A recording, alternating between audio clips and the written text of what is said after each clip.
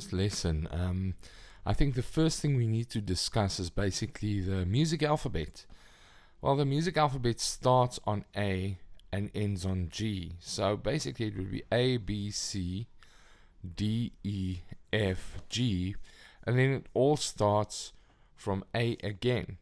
Now, if you read on top of this page, it says the piano has got groups of 2 and 3 black notes. Just left of the 2 black notes, we find the note C. So there you'll see the group of 2, the group of 3, and just left of the group of 2, you find C. And then we just carry on with the alphabet. D, E, and F. No black note between E and F. G, A, B, C, and no black note between B and C. And remember that. Now, if we have to name the notes, the black notes, we basically get their names from the white notes next to them. So this black note here will have 2 names. It will either be called C sharp, and that sharp looks like a hash, but we call it sharp, and that one will be D flat. Alright, that little flat sign looks like a little B. Therefore, this would be D sharp, E flat, no black note, F sharp, G flat, G sharp, A flat, A sharp, B flat, B and C, no black note. Basically what we need to do is to take this information to the neck of the guitar. This is your thin string and this is your thick string here. We'll basically name the open strings E, A, D, G, B, E, and a very simple method to memorize that is the simple rhyme: eat a dinosaur. And everybody says G, or be eaten. So eat a dinosaur, G, or be eaten. Now, armed with this knowledge, basically we can go to the guitar and say, fine, if this is an E, what follows in the music alphabet is an F. But note that there's no black note between F on the piano. Therefore, there's no note between E and F on the guitar as well. So this is your low E string, the thick bass string. So then from F, we'll skip to the G, because the triangle here represents a black note. And you'll find between F and G, there's a black note. That black note's either called F sharp or G flat. Therefore, if you read this, it says the triangle indicate the black notes on the guitar. Therefore, F sharp or G flat. But the idea is to just go and know where the white notes are. So E, F, skip 1 G, skip 1 A, skip 1 B, B and C next to each other, skip 1 D, skip 1 E, and therefore you'll find the triangles in between are those sharps or flats. So this is a C sharp or D flat. And what we basically do is the same with each string. So we go to the A, then we go B and C next to each other, skip 1, E and F next to each other, skip 1. So it's very simple. All you need to do is memorize that E and F and B and C are always next to each other. The rest always skip 1, and what's in between are the sharps or flats. So if I go from left to right, it's F sharp. From right to left, G flat, G sharp or A flat, A sharp or B flat. B sharp would not be a black note, but it would be C basically. So it's B and C are next to each other. Skip 1 D, skip 1 E, and so forth. Okay, now let's move to the actual neck of the guitar, left hand. If you're a left hand player, now watch this. Basically, the idea is not to have the palm of your hand against the neck of the guitar. This is incorrect. Look, the thumb over the neck. That's incorrect.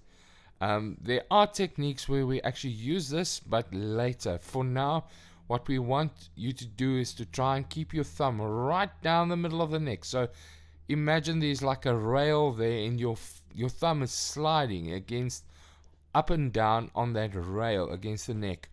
And try to keep the palm of your hand away from the neck of the guitar. The principle here is basically the longer your fingers are, the stronger they are.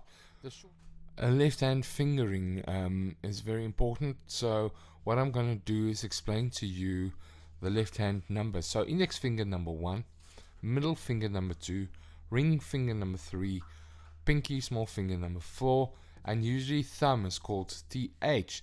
Now, if you look at this diagram here below, it says example of C major chord with left hand finger numbers indicated in circles. Now, basically, you'll find that this here is the nut of the guitar. This is a low string. This is the high, thin string. First finger goes there. Second finger, third finger. Cross means do not strum or play this particular string. So the next step is to basically start with the first 5 chords. First one called C major. Next one called A major, G major, E major, and then D major. Now feel free to stop the video or rewind it anytime and repeat anything as much as you want to. Now first of all, what I suggest you do is to take 2 or 3 chords initially. Maybe start with the C and the A, and maybe if you're ready for that, go on to the G. You don't have to memorize or to work through all 5 at the same time. Now first of all, what you need to do is make sure you place the correct fingers on the correct strings and within the correct spaces. Now this is the first finger, your index finger on your left hand goes onto the second string next to the thin string, first space. Second finger, which is middle finger, goes into second space, fourth string. And third finger, which is your ring finger in your left hand, goes onto the string just next to the low E string. This is the low E string here. And then we don't strum this particular string here. Same here with the A shape. Now watch this, the A major.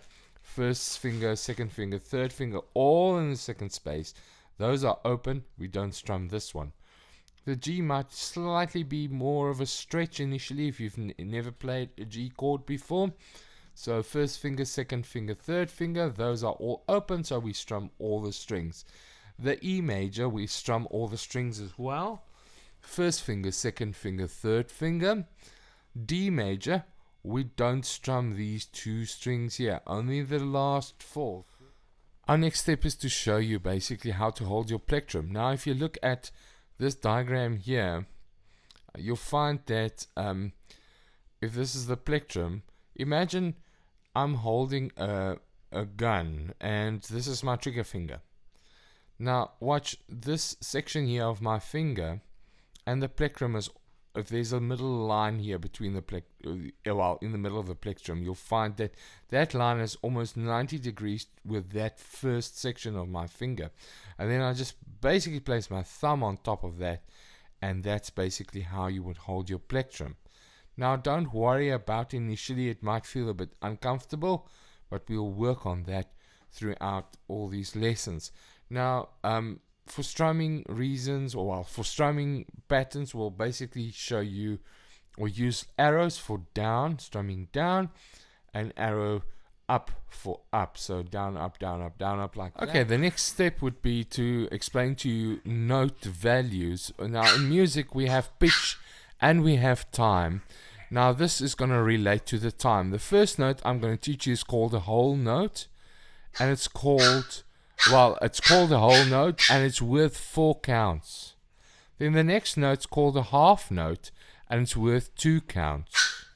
The next note's called a quarter note and it's worth 1 count. And this is how far we're going to go for the first lesson. So all you need to do is memorize whole note, that's the symbol for it, 4 counts. Half note, that's the symbol for it, 2 counts. Quarter note, 1 count, and that's the symbol for it. Thank you for joining me today with this lesson. I'm sure you enjoyed it. I would want you to contact me if you have any questions, so feel free to do that. All you need to do is practice this every day for about 10 to 15 minutes. And I also want to thank my 2 little dogs here in the background barking and enjoying the lesson with us.